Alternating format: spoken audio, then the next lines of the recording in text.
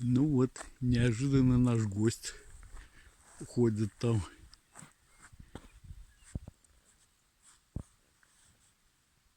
Сосед.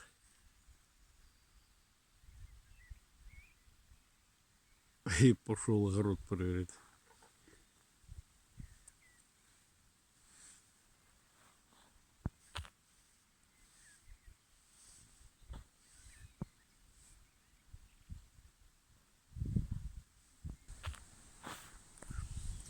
Погода нас радовала, да, но не порадовала. Как-то очень холодно стало в нашей деревеньке.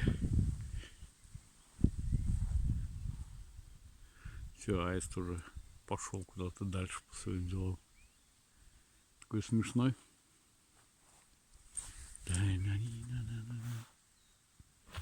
Вот такое у нас лето холодное, да, Ника?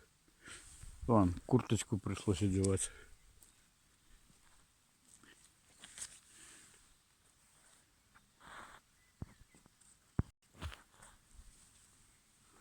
О, а наш дуб гудит. Даже не знаю, чего он там гудит.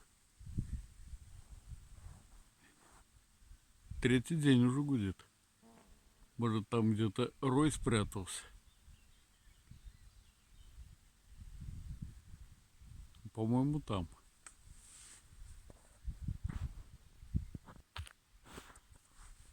Никак не научусь я. О,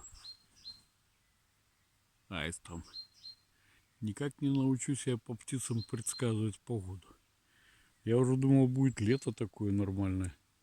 Купаться уже пошел. А тут вдруг за один день стало холодно. Вон птичка. Тинь-тинь.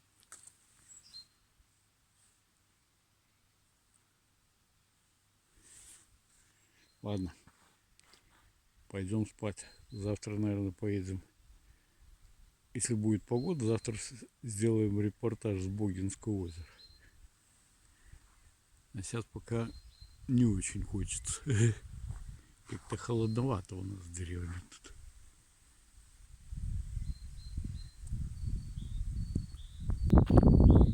О, синица раскричалась. Ти-ти-тинь, ти-ти-тинь, ти-ти-тинь. О, слышите?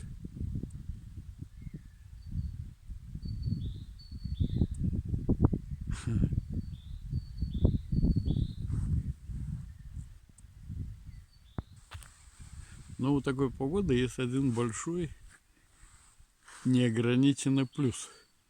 Вон, видите, на западе там вот у нас Литва. Солнышко какое-то проблескивает. Плохой погоды есть один плюс. После нее обязательно будет хороший. Вон, Батян со мной согласен. Сидит, смотрит.